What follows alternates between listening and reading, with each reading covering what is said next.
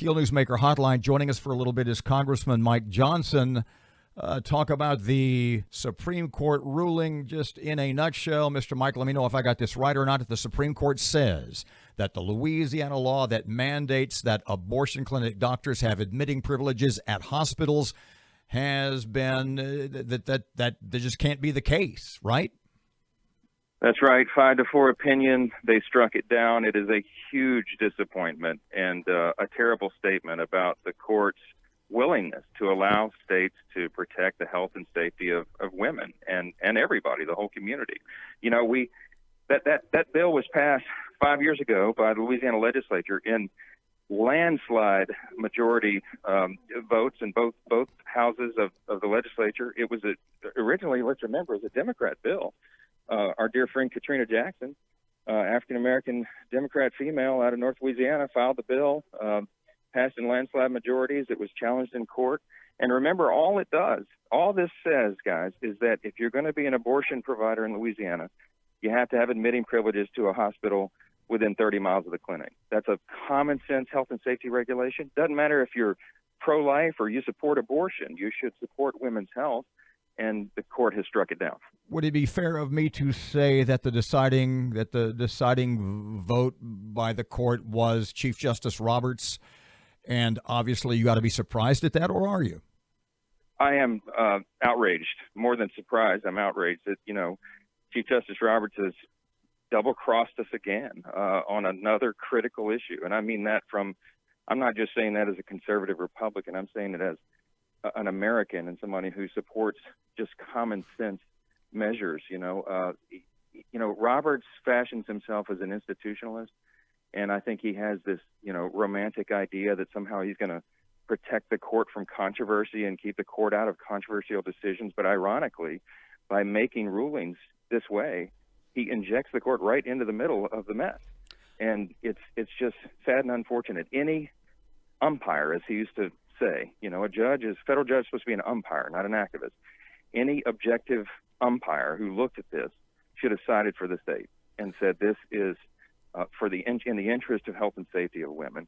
Look, the abortion industry in Louisiana has a torrid record of terrible health and safety regulations. I mean, going back 20 years and longer. I'm one of the people that documented that. I'm, in fact, ironically, I was one of the lawyers that defended this case in the federal district court 5 years ago before I got elected to public office. And we argued that this is purely to protect women. And it is such an outrage. This will set the not only the pro-life, but the pro-health and safety movement back. And it's just a tragedy. Looking at Modern Healthcare page today saying that Justice Roberts had favored restrictions in 2 previous abortion cases. What has changed, in your view, with Justice Roberts? I wish I could explain it, Aaron. I do not understand his rationale. And I think there are going to be a lot of people really upset about this. There are already. You're seeing it. And that is righteous indignation because, Democrats and Republicans in Louisiana agreed. The duly elected representatives of the people got together and decided they want to protect women's health. And now you have, 5 unelected judges in Washington decreeing to us that we don't have the right to do that. The second issue in this case could have been a landmark measure, the issue of standing. And that was the big one that could have changed the whole landscape because the abortion industry infamously challenges common sense health and safety regulations from states routinely all around the nation. And they shouldn't have the right to do that. That was one of the arguments, one of the issues that was before the court. Does it have to be people who are actually affected by it or the cartel, the abortion cartel itself? And the court has sided with the cartel. I mean, there's no way to sugarcoat this. It's a terrible decision, and it has huge implications. What would your advice be to Louisiana lawmakers and the governor on what they can do now? Is there other legislation they could pass that might meet the Supreme Court's muster?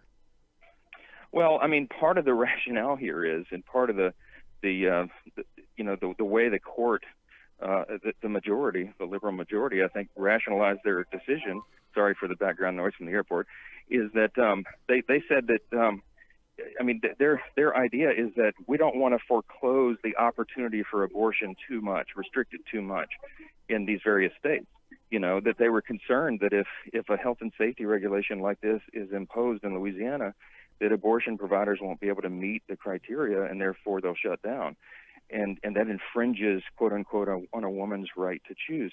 Well, that can't be the rationale. If health and safety standards are imposed on all other ambulatory surgical centers and other invasive procedures like this, it ought to be applied to the abortion industry as well. And they need to rise up and meet that standard if they want to operate. So it really ties the hands of the legislature, Aaron. It makes it difficult for them to do the common sense work that is protecting women.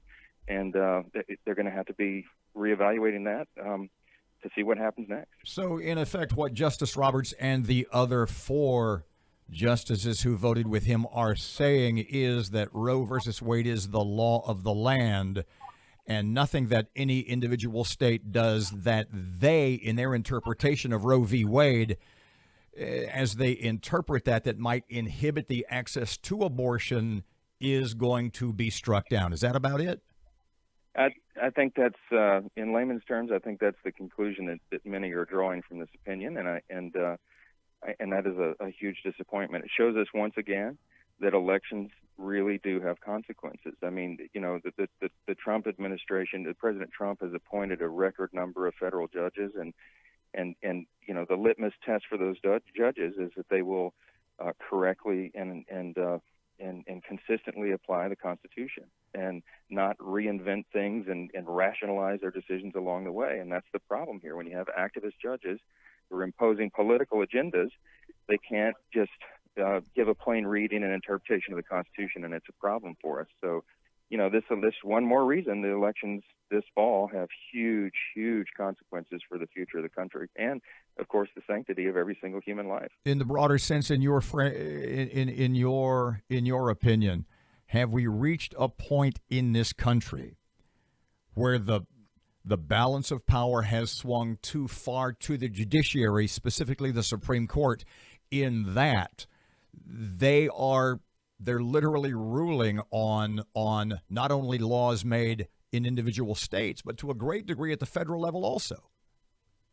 There's no question about it. I mean, if you look back at the founders' intent, I'm a nerd about this because I'm a constitutional law attorney, and if you've ever done a tour of the Capitol, Robert, and you guys have been to the Capitol, you see that the original Supreme Court room was in the basement of the Capitol. It was the third branch, but it was the least important. They put the emphasis in Article 1 on the legislative branch, the elected representatives of the people to do the people's business, and the courts had a limited role. But over the decades, that role has been shifted, and the court has usurped the authority of the self-governance that we have, our self-governing people through their duly elected representatives, and they have taken on the role of legislators. They are making law from the bench, and that is exactly the opposite of the way our Constitution was designed to work, and it's a real problem for us.